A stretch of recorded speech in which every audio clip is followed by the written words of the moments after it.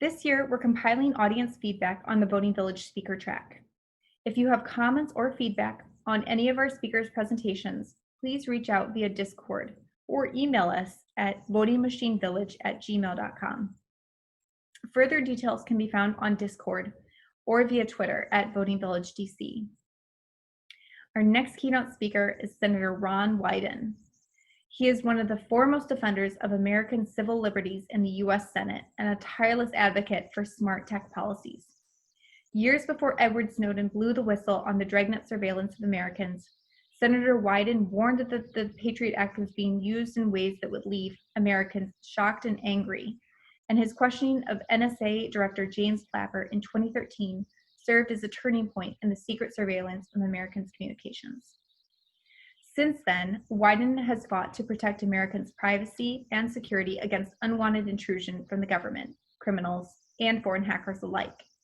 He has opposed the government's efforts to undermine strong encryption, proposed legislation to hold companies accountable for protecting their users' data, and authored legislation with Rand Paul to protect Americans' Fourth Amendment rights at the border. Senator Wyden is a senior member of the Senate Select Committee on Intelligence and the top Democrat on the Senate Finance Committee.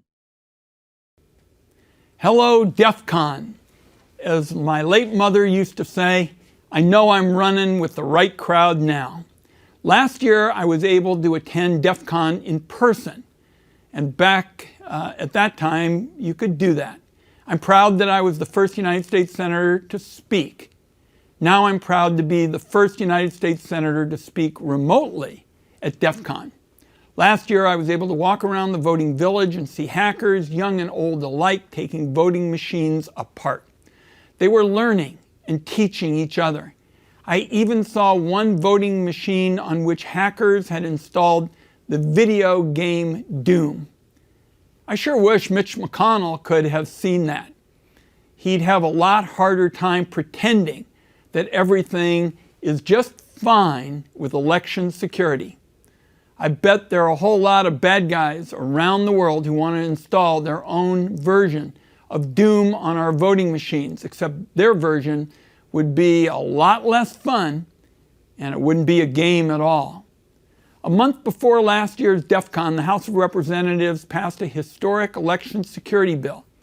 It was called the SAFE Act. I'm proud to say that I wrote portions of that bill, including parts of the bill that require risk-limiting audits for all federal elections and created mandatory federal cybersecurity standards for voting machines, electronic poll books, voter registration databases, and election reporting websites. The SAFE Act reflects the consensus view of election security experts. That includes people from the Defcon community who have said loud and clear that safe and secure elections depend on hand-marked paper ballots and routine risk-limiting audits.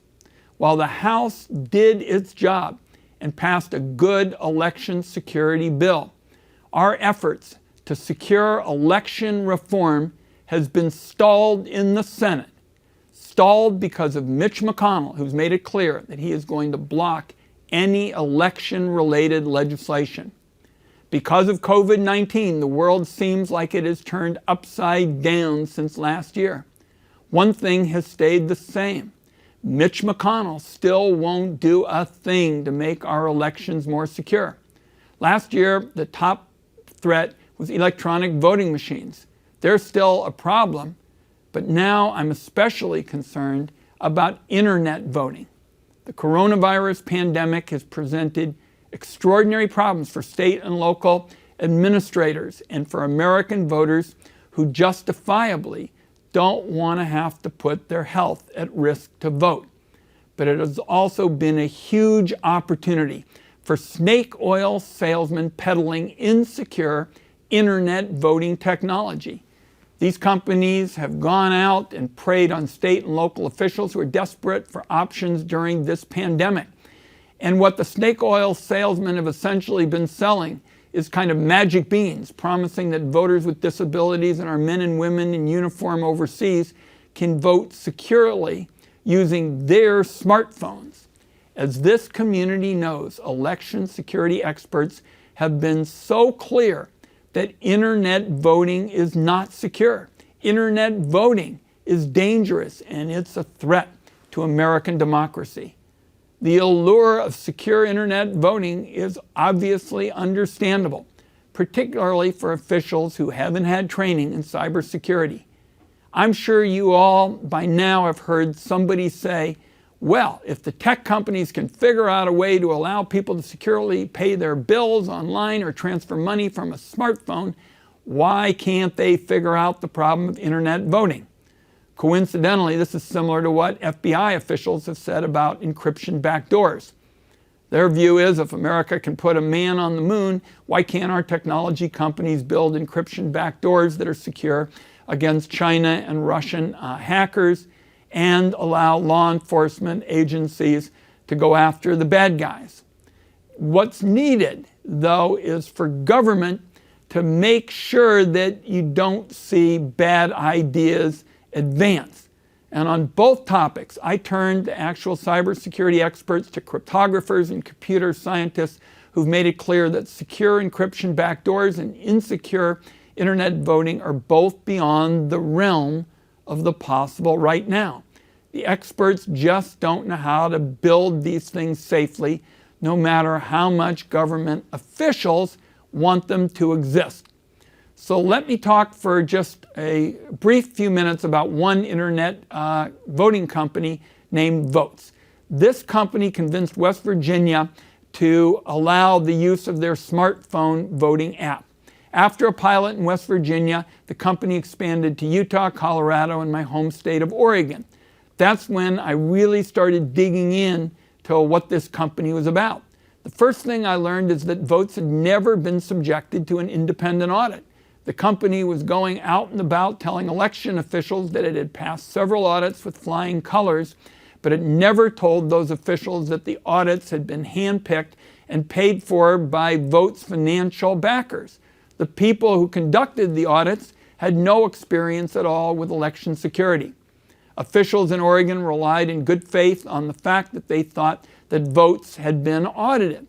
But state and local officials will tell you they're not cyber experts. They don't have graduate degrees in cybersecurity, and so they didn't understand the difference between the bogus audits that Votes had passed and a rigorous independent audit by experts.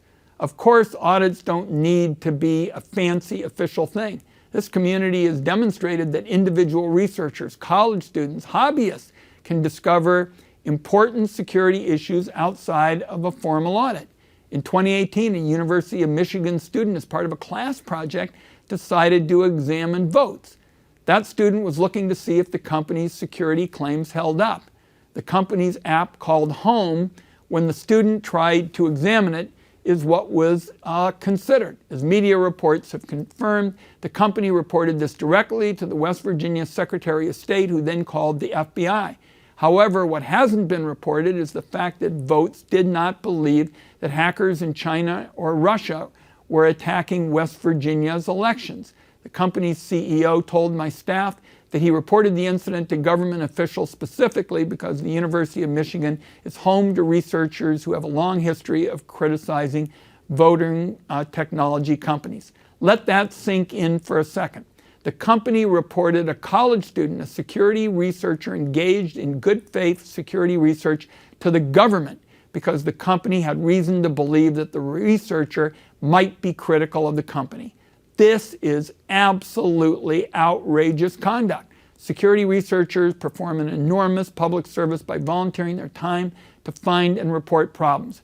I, for one, would prefer that the first person to find a security problem in a voting system used in real elections is a researcher working in the public interest and not a hacker working for Russia or China. Companies should be rolling out the red carpet for independent researchers, including the Defcon voting village, instead of trying to bully them as Votes did. Thankfully, Votes' scare tactics were not successful in scaring away other researchers. Earlier this year, a team from MIT conducted a thorough audit of Votes' product and found it riddled with basic flaws. That not only proved that the company's security claims were false, but that the company's prior hand-picked audits were a farce. I commend the team at MIT for showing yet again that internet voting is dangerous. This November, Americans will vote in what I believe is the most important election of our lifetimes. And since Mitch McConnell has blocked several of my bills to secure our elections from cyber threats and ensure that every registered voter can vote safely in this pandemic, let me close by mentioning just a few of the security issues that concern me the most. E-poll book failures, particularly failures by states in checking voters in a polling booth, have repeatedly failed, leading to lengthy delays for in-person voting. There are no federal cybersecurity standards for these devices, and I remain deeply concerned that e-poll book failures, whether caused by malfunctions, human error, or cyber attacks, could result in major problems. Internet voting. While most officials now seem to realize that votes is insecure snake oil, 31 states continue to permit overseas and military voters to return marked ballots by email, fax, or over the internet. As far as I'm concerned, this is the weakest link in our election infrastructure, as voters and election officials have no way of knowing if these electronically transmitted ballots have been tampered with by hackers. In close races, email ballots can be the deciding factor, which is something that should worry everybody. Election night reporting websites. There continue to be no cybersecurity standards for reporting websites, despite the fact that a hack could create massive chaos by misleading the public about the election winner. Years ago, hackers went after reporting sites in the Ukraine, so it's not like this ought to be a surprise. And finally, I'm worried that Donald Trump and his new political hack of a postmaster general are gunning for the U.S. Postal Service. They want to make voting by mail less reliable, slow down election results, and allow Donald Trump to make baseless claims about the election being rigged. So there are plenty of security issues for all of us to stay up late at night. But there are still reasons for hope. First, the fact that all of you white hat hackers are willing to spend your time trying to make our elections safer is, in my view, an enormous asset. I've been so impressed by the energy and creativity of the voting village and the young people who are working with Alex Halderman and Harry Hurst and Matt Blaze and everybody who makes this possible. Second, there seems to be a gradual acceptance by the government and some vendors that security researchers are not the enemy. Initiatives like the University of Chicago's Elections Cyber Surge, which aims to connect hackers with election officials, sound like promising ways to bring expertise to those who need it. I'm also encouraged that the Cybersecurity and the Infrastructure Security Agency put out a very thoughtful guide for how election officials can work with security researchers when it comes to identifying and reporting vulnerabilities. And God forbid I say anything complimentary about election vendors like ES and S after they lied to the public repeatedly about the security of their products. But the fact is, you do see them at Black Hat just 2 years after they asked the Senate Intelligence Committee to investigate the voting village. That's a pretty stark contrast. Everybody is better off if government and election vendors see security researchers as a resource instead of a threat.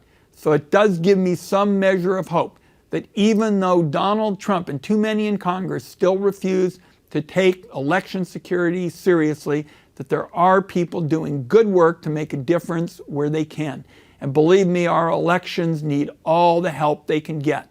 And I just want to close by making it clear that we are going to keep up the fight for better election security in Washington, D.C. And my view is that political change doesn't start in Washington, D.C. and trickle down.